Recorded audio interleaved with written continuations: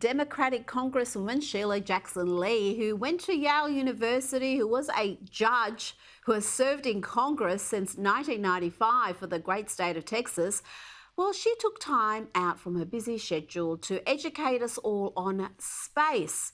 Here's another case of a lefty losing it galactically. A full moon is that complete rounded circle, which is made up mostly of gases. And that's why the question is why or how could we as humans live on the moon? Are the gases such that we could do that?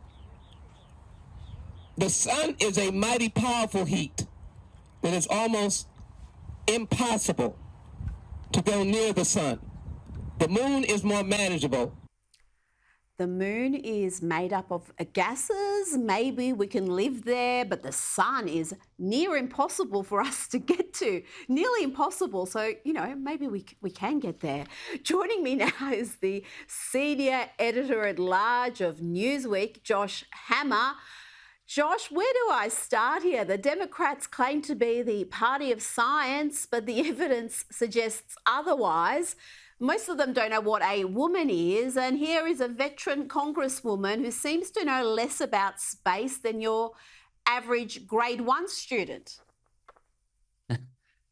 Rita, I saw this story earlier, and I quite literally burst out laughing. Our politics in America are so cynical and jaded these days, and there's so much terrible stuff out there. The headlines are so much more horrific than the next, that every so often a little levity is needed. And I guess I'm actually somewhat grateful for Sheila Jackson Lee for providing a little bit of levity amidst a lot of depressing news. Funny enough, I actually used to live in Sheila Jackson Lee's congressional district. So I live in Florida now, but I lived in Texas for 4 years.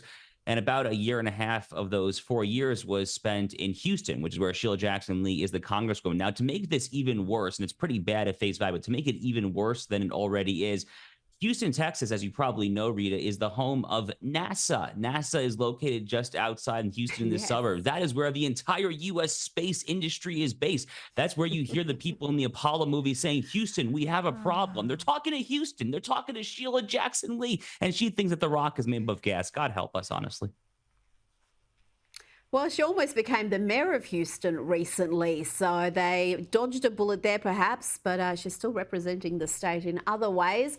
Now, talking about Florida, a Florida mother has been sentenced to a month in prison and 3 months of home confinement for stealing and selling the diary of President Joe Biden's daughter, Ashley, to Project Veritas. Josh, incredible that the media seems more interested in how Project Veritas got the diary than they are with the contents of this diary, which, as far as I know, have not been denied. In this diary, Ashley explores why she was, and I quote, hypersexualized at a young age, referencing being sexualized, having sex with friends at a young age, and most concerning of all, she wrote about showers with my dad, probably not appropriate. What can you tell us about this diary and the case that's just been finalised in Manhattan? Yeah, I can't imagine why the mainstream media would try to avoid a juicy diary where you have a member of the Biden family talking about showering with the big guy himself, Joe Biden. Look, Joe Biden's been around the block. He's been a fixture of U.S. politics for roughly a half century or so. There have been so many times over the years where you see him awkwardly hugging, very awkwardly patting young girls on the head, sniffing them. I hesitate to use the word perverted, but frankly, it's hard to avoid it when you look at a lot of the clips over the years as to how this man acts when he is around women who happen to be a lot younger than he is. Apparently, it includes those who share his last name, Biden, as well. Project Veritas, which unfortunately is a shell of what it once was, the organization and James O'Keefe had a bit of a falling out, but they did tremendous work when they were in operation. James O'Keefe himself was actually pinned to the floor of his own house by the FBI back in 2021, 2022 for various other exploits, very much including the Ashley Biden journal diary saga there. So they have paid a significant price there. Ultimately, it amounts to a war on the First Amendment, a war on journalistic freedom here, and just another example, as if we needed another example of the state wielding power to punish its enemies in a deeply ideological way.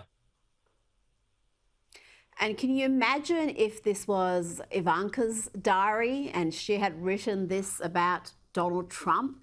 It would be the biggest story in the world. Everyone would be across that story. And there would be so many Americans who aren't even across this, despite the existence of this diary and Project Veritas publishing parts of it. Now, let's talk about trust in the national public radio broadcaster. That's plummeted. Our own ABC should take note of this next story. One of the stalwarts there, Uri Berliner, who's worked at NPR for 25 years, wrote a scathing piece for the Free Press outlining how the network has lost its way and lost the trust of its audience. He writes, concerned by the lack of viewpoint diversity, I looked at voter registration for our newsroom in DC, where NPR is headquartered and many of us live. I found 87 registered Democrats working in editorial positions and 0 Republicans, none.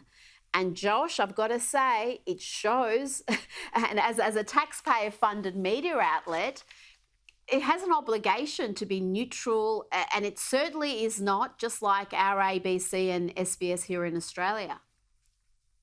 Right. So it's the taxpayer-funded nature of NPR that has always been problematic, and this has always been the reason that many Republican politicians have sought to defund it.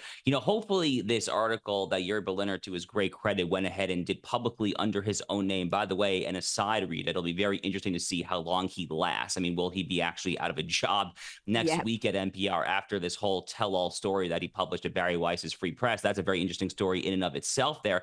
But, one data point that I saw in his article today that I thought was fascinating is that he goes back to as recently as 2012, which was the presidential election cycle where Mitt Romney lost to Barack Obama. In 2012, the NPR readership was only about 11% more Democrat than Republican. Then you fast forward it to the present day, it's like 55 to 60% more Democrat than Republican. So, what is going on there when it comes to the readership and the listenership? It's happened over a very short, compressed time.